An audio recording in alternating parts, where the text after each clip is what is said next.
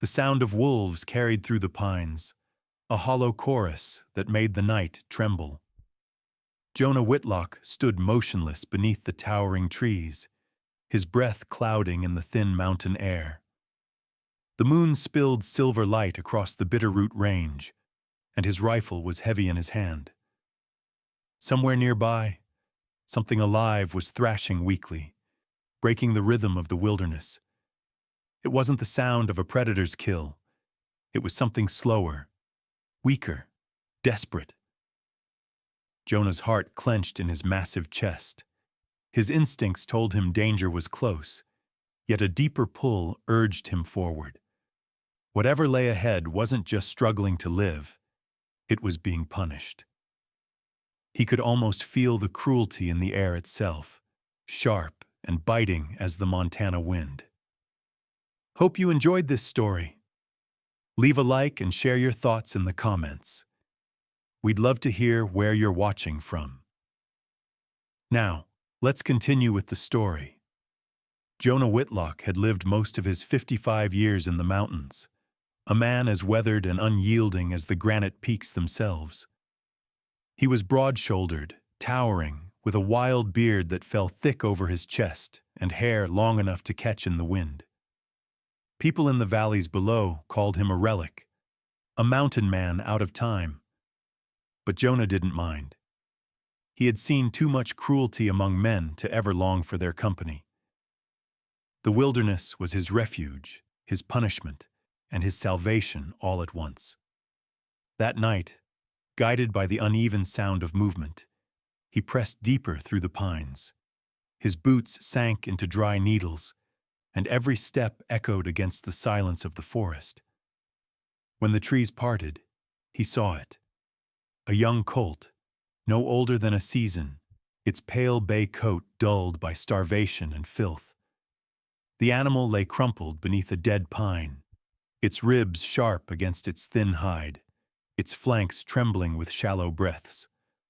But what made Jonah's blood surge hot wasn't the sight of a starving horse.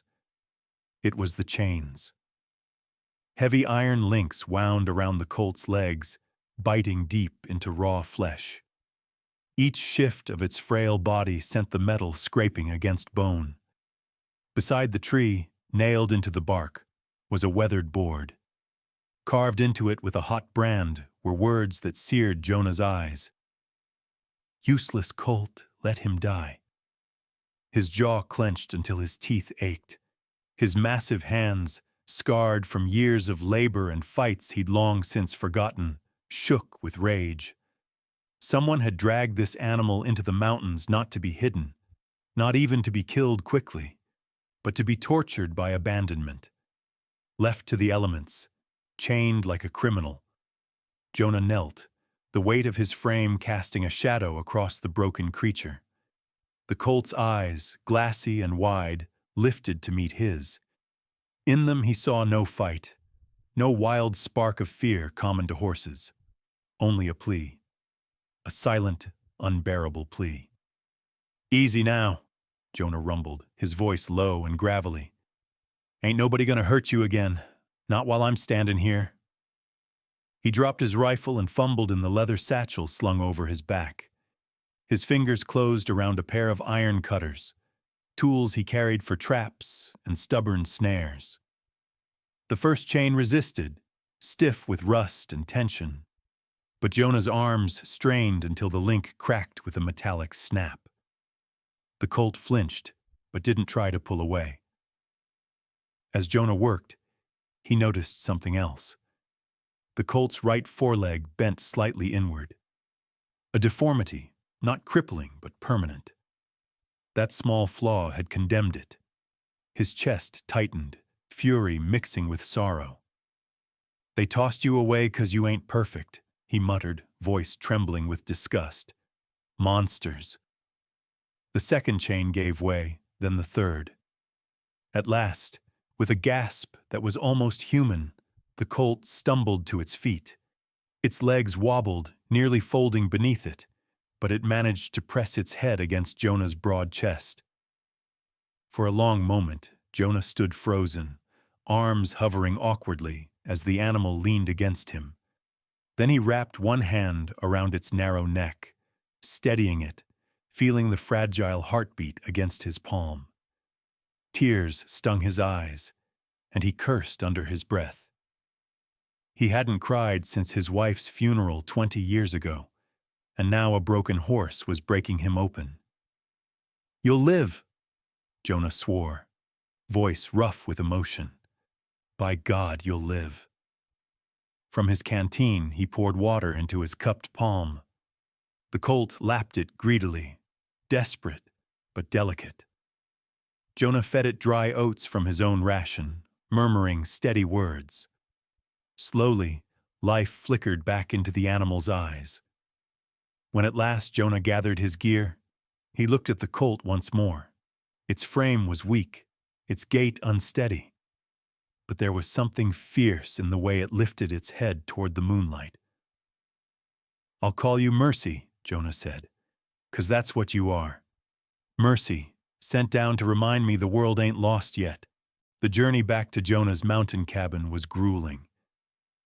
Mercy stumbled often, forcing Jonah to slow his pace, but the man never complained. He carried his rifle slung across his back and walked with one hand steadying the colt beside him. Wolves howled in the distance, but Jonah's sheer presence kept them away. By dawn, when his cabin came into sight, perched on a ridge above a winding creek, Mercy was still at his side. The colt's legs quivered with exhaustion, but its eyes shone brighter than they had the night before. Jonah opened the stable door, spreading fresh hay over the floor. "This here's your home now," he murmured, helping Mercy inside. "Ain't nobody taking you from it." As the colt settled, Jonah leaned against the doorframe, shoulders heavy with more than fatigue. The wooden sign he had torn from the pine tree earlier burned in his memory. Useless colt. Number. He would prove them wrong. Mercy wasn't useless. Mercy was alive. And sometimes, he thought, survival itself was a kind of defiance. That night, as a storm gathered over the mountains, Jonah sat by the fire, listening to the rain against the roof. In the stall, Mercy slept for the first time in weeks, without fear gnawing at its fragile body. But Jonah knew peace wouldn't last. Somewhere down in the valley, the man who had chained Mercy to die would come looking. And when he did, Jonah Whitlock would be ready. The days that followed tested both Jonah and the frail colt he had chosen to name Mercy. In the high mountain air, the animal's recovery was slow, each step a reminder of the cruel chains that had once cut into its legs. Jonah cleaned the wounds daily, washing away filth and infection with careful hands, his gruff voice murmuring words that were half comfort, half prayer. He was not a man who prayed much anymore, but somehow tending to the little creature made his heart stir with feelings he had thought long buried. By the second week, Mercy began to move about the stable with a fragile determination. The deformity in the foreleg caused the colt to limp, but there was a grace in that movement nonetheless, as though Mercy knew that survival itself was an act of defiance. Jonah often sat by the door of the stall in the evenings, pipe in hand, watching the colt nibble hay, the firelight painting their shadows across the cabin walls. For the first time in many years, Jonah did not feel entirely alone. One morning, as Jonah split firewood outside, the stillness of the ridge broke beneath the steady sound of hooves. He straightened, wiping sweat from his brow, his axe still in hand. From the trail that wound up from the valley came a rider on a black horse, dressed not like a trapper or mountain traveler, but like a man of wealth and arrogance. His coat was fine wool, his boots polished, and his hat brim wide to shield eyes as sharp and cold as a hawk's. Two other men rode a few paces behind him, hands resting casually on the butts of their pistols. The lead rider pulled his horse to a halt in front of Jonah's cabin, dust swirling at the animal's hooves. He looked Jonah over with disdain, as though measuring a relic against his own polished presence. "You Whitlock?" the man asked, his voice rough, edged with superiority. Jonah planted the axe into the stump with deliberate force before answering. "That's right. Who's askin'?" The rider tipped his hat slightly. "Clinton Harlow. I run the Triple Bar Ranch down in the valley. Maybe you've heard the name Jonah had." The Harlow family had built a fortune breeding and selling horses, their reputation stretching across the territory. Jonah's eyes narrowed. "What brings a man like you all the way up here?" Harlow's gaze drifted past Jonah toward the cabin, and beyond that, the stable. A smile touched his lips, though it carried no warmth. "Word in town is you brought down a bay colt from the high timber, a scrawny thing with a bad leg. That animal belongs to me." Jonah's shoulders stiffened, but he kept his voice calm. "Belongs to you? Funny way of claiming ownership, leaving it chained up to die." For a moment, Harlow's eyes flickered, betraying recognition, but he quickly masked it. "You misunderstand. That colt wandered off. My men must have tried to secure it, but it got away. I came to collect what's mine." Jonah took a step forward, the ground seeming to tremble beneath his massive frame. "That colt was starvin', half dead, with a message nailed above its head calling it useless." "You do that, Harlow?" The rancher's smirk widened, though his voice carried a cruel amusement.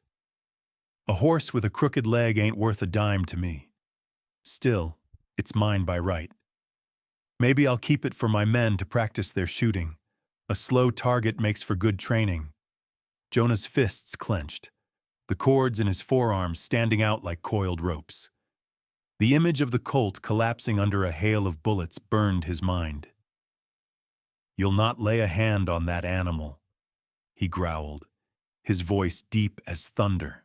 Harlow tilted his head, studying Jonah with mock curiosity.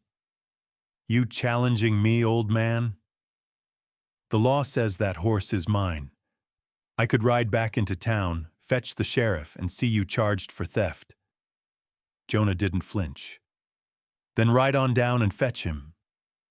I'd be glad to explain how I found that colt left to rot in the high country. Sheriff might like to hear the tale at that." The men behind Harlow shifted uneasily. The rancher's reputation was already stained with whispers of cruelty, and Jonah's words carried the heavy weight of truth. Still, Harlow laughed, cold and sharp. "You think you can stand against me?" "This valley bends to my will, Whitlock. One old hermit won't change that." Before Jonah could answer, a sound broke the tension. From the stable came a sharp, piercing whinny. Mercy limped out into the open, head high despite the weakness in its body. Its eyes locked on Harlow, and in that instant, the timid colt transformed.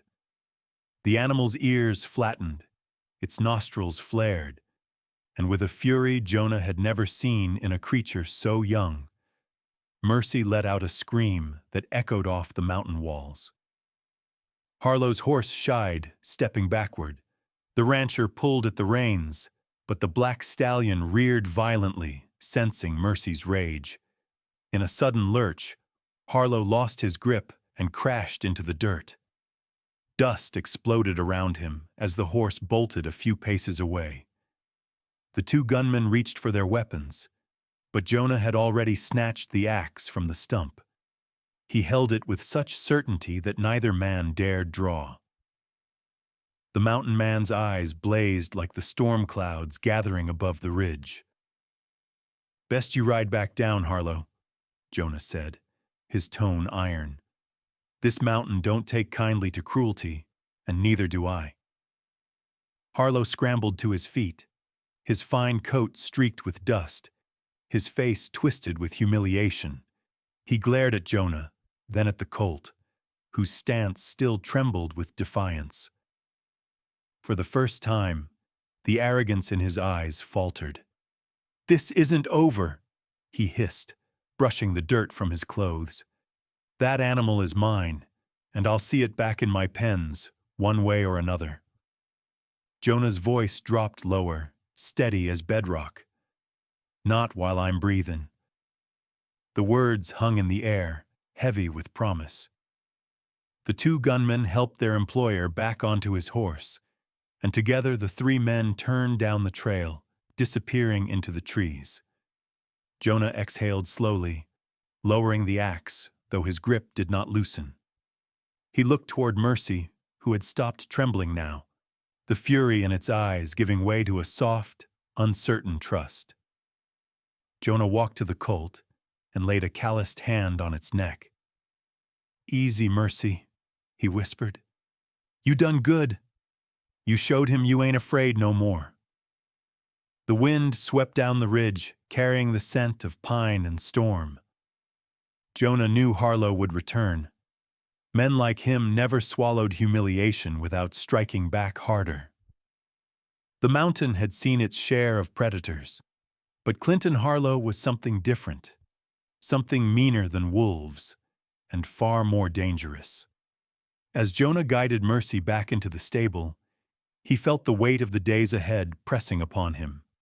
He had saved the colt from chains, but he could not chain the future. There would be a reckoning, and when it came, he would have to stand not only for Mercy, but for the very idea that cruelty could be stopped, even in a land where the strong so often fed on the weak. Outside, thunder rolled across the peaks, a warning of storms to come. 3 days passed after Clinton Harlow's visit, and Jonah Whitlock knew in his bones that the man would return. Men like Harlow never let a humiliation settle quietly. They came back with force, with numbers, with fire in their eyes and poison in their hearts. Jonah spent the days preparing in silence, chopping extra firewood, checking the locks on the stable, and sharpening the long hunting knife he kept at his belt. Every evening he stood at the ridge above his cabin, watching the valley below, the light of the setting sun painting the world red, as though it already knew blood would spill. Mercy grew stronger in those days, though the limp remained. Jonah kept the colt close, leading him along the mountain paths, letting his muscles remember what freedom felt like. The young horse's spirit burned hotter each day, and with every step, Jonah felt the animal binding itself deeper into his own life. It was no longer just a creature he had rescued. It was something more, something that tethered Jonah to the living world in ways he hadn't felt for decades. On the 4th morning, as Jonah fetched water from the creek, the sound of hooves rose again from the trail. This time, there were more of them. 3, maybe 4. Jonah's shoulders tightened. He set the bucket down carefully, reached for his rifle, and moved toward the clearing in front of the cabin. The first rider appeared from the trees, dark coat snapping in the wind. Harlow. His face was set in a mask of arrogance, though beneath it Jonah caught the twitch of a man still stung by shame. Behind him came 2 gunmen, lean men with hungry eyes, revolvers low on their hips. Their presence was not accidental. Harlow had brought muscle, not conversation. Jonah rested the rifle against his shoulder and waited. He had lived too long to show fear. "Whitlock," Harlow called as he pulled his horse to a stop, dust rising in a choking cloud. "I told you this wasn't finished." Jonah's voice was calm, steady, the rumble of distant thunder. "You rode all the way up here to prove what I already know. You're a man who can't leave well enough alone." Harlow's lip curled. "That colt is mine. You've had your fun playing savior, but the law's clear. You don't hand him over, I'll take him, and I don't reckon you can stand against the 3 of us." Jonah tilted his head, the weight of years in his gaze. Try me." Before another word could be spoken, the stable door creaked open. Mercy limped out, drawn by the voices. The young horse lifted his head, nostrils flaring, eyes locking on Harlow. The change was instant. The timid animal Jonah had nurtured for weeks erupted into a fury no one had expected. Mercy reared back, teeth bared, a wild cry tearing from his throat that echoed through the mountainside. Harlow's stallion sensed it first, panicking beneath its rider. It bucked, hooves lashing the air. Harlow struggled to control it, but Mercy lunged forward with a ferocity that belied his weakened leg. The sight was almost biblical. A scarred, limping colt charging the man who had condemned him. The black stallion screamed, rearing so high Harlow lost his seat. With a thundering crash, he hit the dirt, his coat coated in dust. The horse bolted away, leaving its master scrambling to rise. The gunmen spurred forward, hands flying to their weapons. But before the iron left their holsters, a sharp crack split the air. From the porch of the cabin, Martha Green, widowed neighbor and longtime friend to Jonah, stood firm, a rifle braced against her thin shoulder. Her hair was silver, her eyes flinty with resolve. "I wouldn't do that if I were you," she called, her voice carrying steady through the wind. The men froze. Martha's aim didn't waver. Jonah shifted his rifle into both hands, the barrel gleaming. Between him and Martha, the odds had evened. "You brought backup, Harlow," Jonah said. "But so did I." Harlow climbed to his feet, his face twisted with humiliation once more. He brushed the dirt from his coat, though the stains of dust clung stubbornly. His eyes burned as he stared at Jonah, then at the colt that stood defiantly a few paces away. "You think you've won something here?" he spat. "This is just the beginning. That animal will be mine again, one way or another." "Not while I draw breath," Jonah said, his voice low and even. Martha shifted her rifle, the steel glinting. "You'd best ride on, Mr. Harlow. The mountain's no place for a man who thinks cruelty buys him power." The gunman hesitated, glancing nervously between their employer and the deadly aim of an old woman unshaken by their threats. Finally, Harlow snarled, turning on his heel. He swung into the saddle of his second man's horse, jerking the reins so hard the animal whinnied in protest. "This isn't over," he growled, the promise bitter in his throat. "You've crossed me, Whitlock, and nobody crosses me without payin'." The three riders wheeled around, pounding down the trail until the sound of their hooves faded into the pines. Kunta returned, broken only by Mercy's steady breathing. Jonah lowered his rifle, his shoulders loosening for the first time since they'd appeared. Martha stepped down from the porch, lowering her weapon but keeping her eyes on the trail.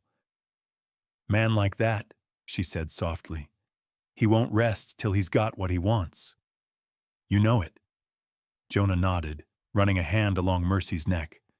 The colt pressed close to him, trembling still from the confrontation but unbroken. "Yeah," Jonah said. "I know it. And I'll be ready." Martha studied him, her lined face softening. "You've taken on more than a horse, Jonah. You've taken on a fight with the devil himself." Jonah's eyes followed the trail Harlow had vanished down, the shadows of the forest swallowing the path. Then the devil picked the wrong mountain. That night, as storm clouds gathered once more above the ridge, Jonah stood watch at the window of his cabin. Mercy lay curled in the stable, resting after his burst of fury, but Jonah could not rest. Harlow's words clung to him, sharper than any blade. This wasn't over. And deep in his gut, Jonah knew the next time Harlow came, he wouldn't come with threats. He'd come with vengeance. The mountain wind howled against the cabin walls, carrying the scent of rain and iron. Jonah gripped the rifle tighter, eyes fixed on the darkness.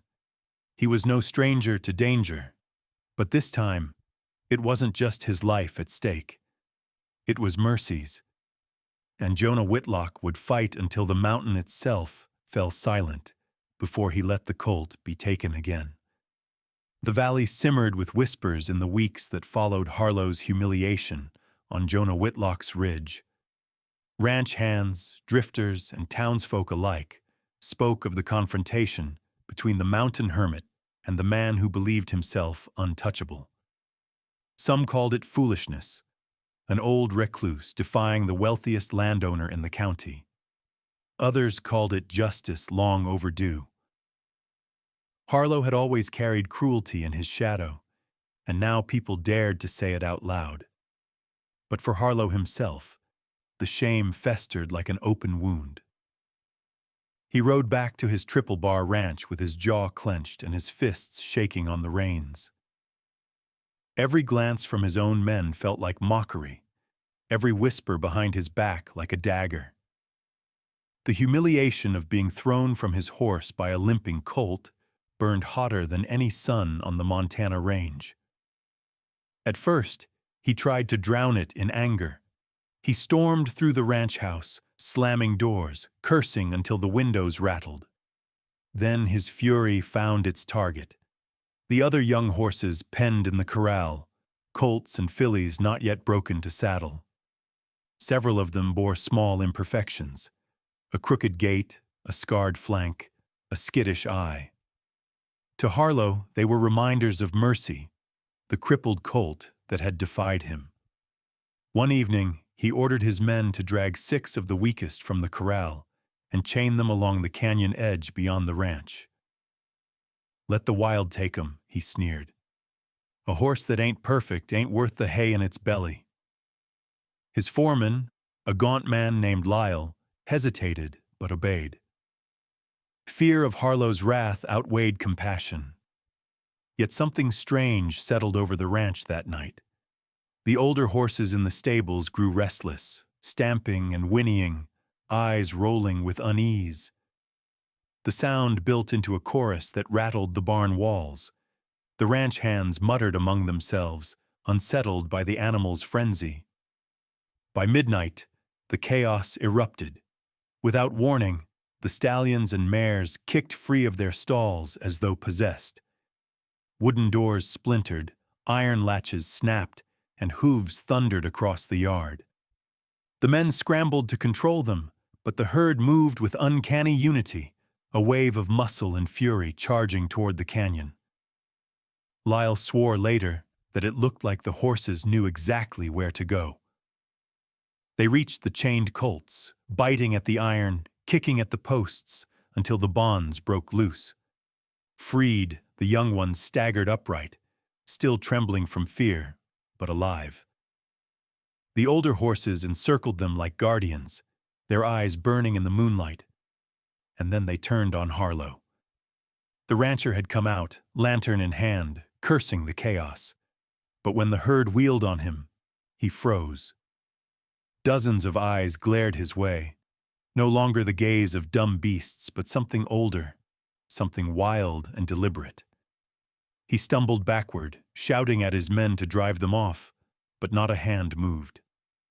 The ranch hands had seen enough cruelty, and now they only watched. The first stallion charged, hooves pounding the earth like drums. Harlow barely leapt aside as it thundered past, its teeth snapping at his coat. Another came from the left, forcing him toward the canyon rim. His lantern fell, shattering, sparks dying in the dirt. Panic set in. The herd didn't strike to kill. Not yet. They circled him, driving him back and forth across the rocky ground, nipping at his arms, striking close enough for him to feel the wind of their hooves. Hours stretched like eternity as they harried him, each charge a reminder of the terror he had inflicted on the helpless. His fine coat tore, his skin bloodied, his pride shattered. By dawn, Harlow was on his knees in the dirt, his voice hoarse from screaming. The herd finally stilled, their breath steaming in the cold air. They stared at him one last time, then turned as one, leading the rescued colts away into the wild hills beyond the ranch. Not a single horse remained. The silence that followed was worse than their fury. Harlow's men stood at the edges of the yard, eyes wide, faces pale. None offered him a hand up. In that moment, he understood. They had seen who he truly was, and they wanted no part of it. One by one, they walked away, saddling their gear and riding off, leaving their employer broken and alone. By the second day, word had spread to the town. Clinton Harlow, the mighty rancher, had lost every horse and every man in a single night. Some claimed the herd had been touched by spirits of the mountains, justice rising from the earth itself. Others whispered it was simply nature's revenge, the wild turning against the one who mocked it. Either way, the legend grew with every telling. Up on the ridge, Jonah Whitlock heard the rumors from Martha Green, who had come with supplies from town. She stood in his cabin doorway, shaking her head, a mix of awe and grim satisfaction in her eyes. "They say the horses rose up like an army," she told him, "freed the colts, turned on Harlow, and left him with nothing but shame. His men deserted him. Folks in town don't even look him in the eye no more." Jonah listened in silence, his calloused hand resting on Mercy's neck. The colt nickered softly, as if sensing the story was about him too. Jonah's gaze was steady, though unease twisted in his gut. "Men like Harlow don't just vanish because they're beaten," he said finally. "Shame can break a man, but it can twist him too. If he's got nothing left, he might come hunting for the only thing that still reminds him of what he lost." Martha's eyes flicked toward Mercy, then back to Jonah. "Then you'd best be ready. He's not a man who'll choose the high road." Jonah looked out over the mountains, their peaks dusted in new snow, the sky heavy with storm. He could feel the truth of her words deep in his bones. Mercy shifted beside him, pressing his head into Jonah's chest with that same trust he had shown the night of his rescue. "We'll be ready," Jonah murmured. But even as he said it, he felt the storm building, not in the sky, but in the heart of a broken man whose empire had crumbled overnight. And Jonah knew the day would come when Harlow would climb this mountain again, not with arrogance this time, but with desperation that could cut deeper than any blade.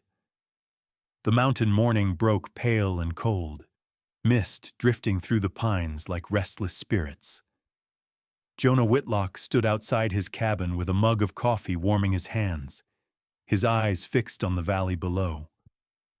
It had been nearly a week since Martha had brought word of Harlow's downfall.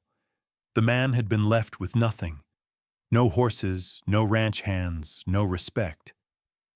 Yet Jonah knew the story wasn't finished. The land had a way of circling back, and men like Clinton Harlow didn't fade into silence without one last desperate cry. By midday, that cry came. Jonah heard it first, as a hoarse shout carried on the wind, ragged and broken. Mercy stirred in the stable, ears pricking at the sound. Jonah set down his mug and reached for the rifle leaning against the wall. The cry came again, closer now. A figure stumbled through the tree line at the edge of the clearing, unrecognizable at first, hunched and staggering like a man chased by ghosts. It was Harlow. His fine coat was torn, the remnants of silk sleeves hanging like rags. Blood crusted across his face, and his boots were split from the miles he had walked. He collapsed into the dirt halfway across the yard, his hands outstretched as though the weight of his sins had finally crushed him. "Help me," he rasped. "For God's sake, Whitlock, help me." Jonah kept the rifle steady in his hands, his voice low and cautious. "What happened to you?"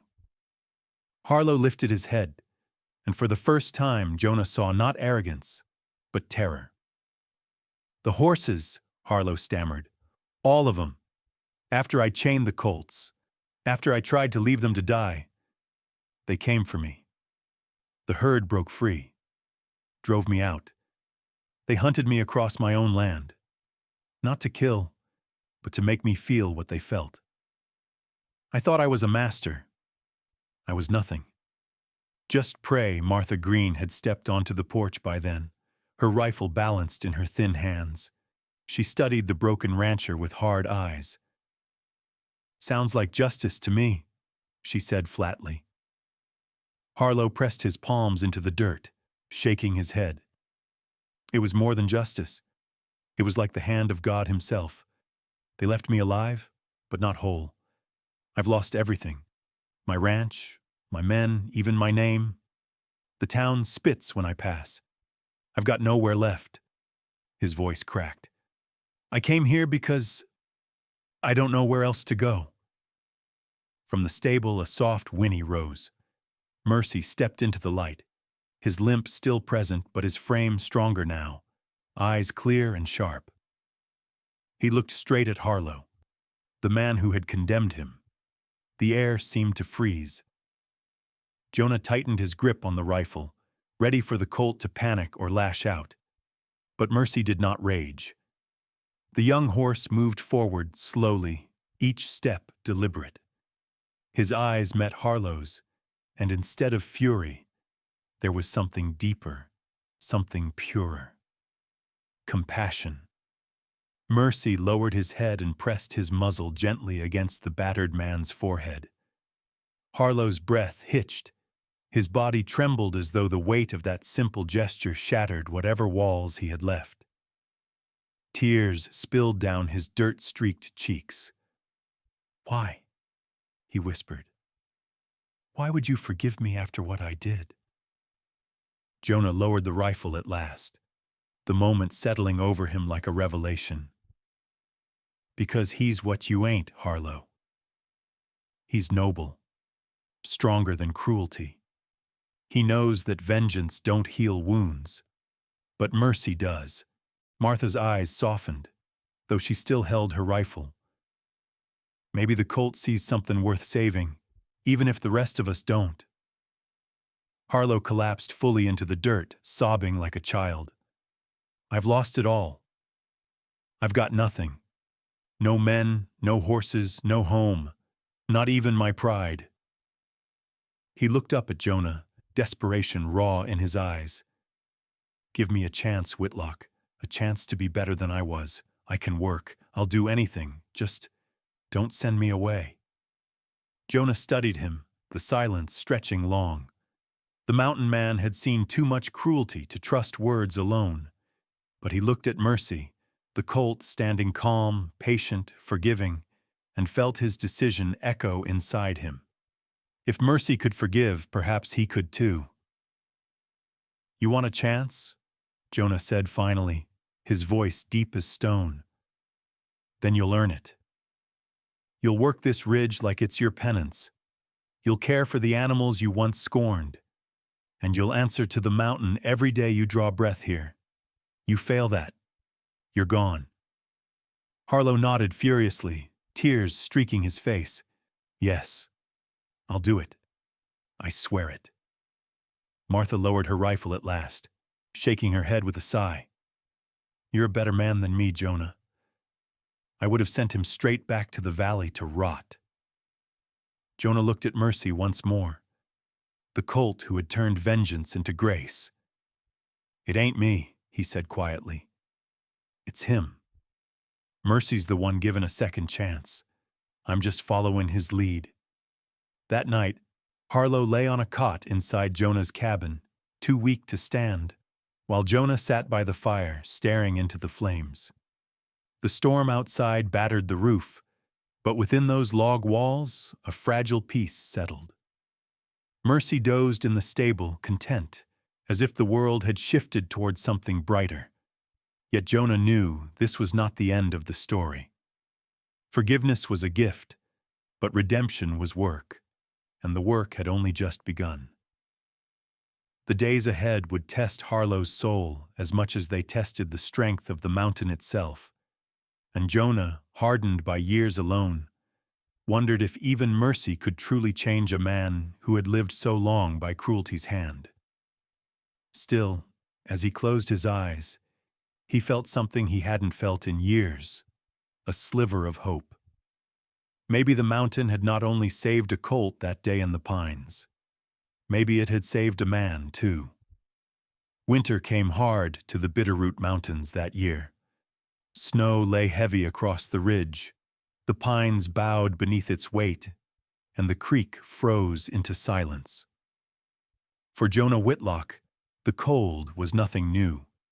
He had weathered 50 winters in the high country. But for Clinton Harlow, once a man of silks and fine boots, the mountain storm was a harsher teacher than any enemy he had faced. Day after day, Jonah set him to work. The former rancher, stripped of his arrogance, learned to haul wood, to mend fences, to clear snow from the stable roof. At first, Harlow's hands blistered and bled, his body bent from labor he had never known. Yet each morning he rose again, and each evening he returned to the stable where mercy awaited him. It was there, in the quiet breath of the colt and the slow rhythm of a brush against a bay coat, that Harlow changed. He spoke little at first, only whispered apologies into the animal's mane. But mercy never shied, never flinched. The young horse leaned against him, trusting as though he had forgotten every chain and every cruelty. It broke Harlow down more than the cold ever could. Jonah watched from the shadows of the stable door. He said nothing, but he saw the transformation taking root. Where once there had been cruelty in Harlow's eyes, there was now something else: humility. Jonah wasn't quick to trust, but he believed what he saw. Mercy had done what no man could, turned an enemy into something close to human again. By spring, the snow melted into streams rushing down the mountain, and the ridge awoke with green. Harlow's frame had hardened, his back straightened, and though his face still bore the lines of bitterness, his hands carried a gentleness that surprised even Jonah. When travelers passed through, lost or weary, it was Harlow who brought them bread, Harlow who mended their horses' hooves, Harlow who offered water from the well. Word spread slowly, reaching the valley that the once feared rancher had become a caretaker of the wounded and the lost. Still, not everyone forgave. Men in town spat at his name. Women crossed the street to avoid him. Harlow bore it all in silence, his pride long since broken. Yet he never left Jonah's ridge, never abandoned the work. He seemed to understand that the mountain itself had given him one last chance, and he clung to it with all the strength left in him. One evening, as the sun bled crimson across the peaks, Jonah sat on the porch with Martha Green. She had come with a sack of flour and her sharp tongue, as always. They watched Harlow in the yard, crouched low as he tied a bandage around the leg of a stray mule that had wandered up from the valley. "Never thought I'd live to see that man gentle with anything," Martha said, shaking her head. Jonah grunted. "World's full of surprises. Mercy saw something in him none of us did." Martha's eyes softened on the colt, grazing nearby with his familiar limp. "That horse saved more than his own hide." Jonah didn't answer. He didn't need to. Deep inside, he knew Martha was right. Years slipped by in the rhythm of seasons.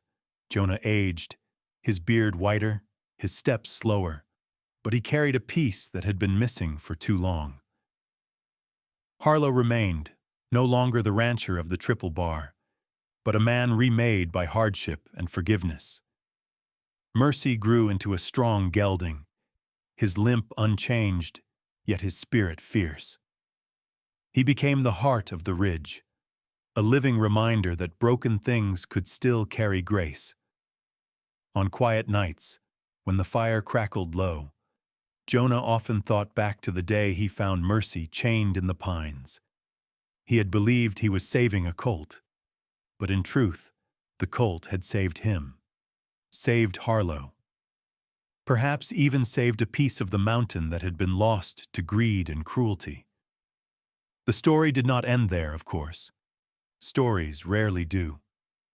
The mountains had a way of testing even the strongest hearts, and though Harlow had found redemption, not every man who came up from the valley carried good intentions. Trouble had a way of riding the trails like a shadow, and Jonah knew the ridge would not stay quiet forever. But for that moment, for that golden evening as the sun dipped low and Mercy stood strong in the pasture, peace rested on the Bitterroot like a blessing. Jonah breathed it in, the sharp scent of pine and thawed earth filling his lungs, and let the weight of the years settle gently on his shoulders.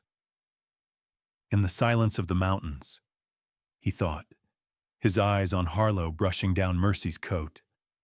Forgiveness proved stronger than vengeance, and maybe that's the only legacy worth leaving behind.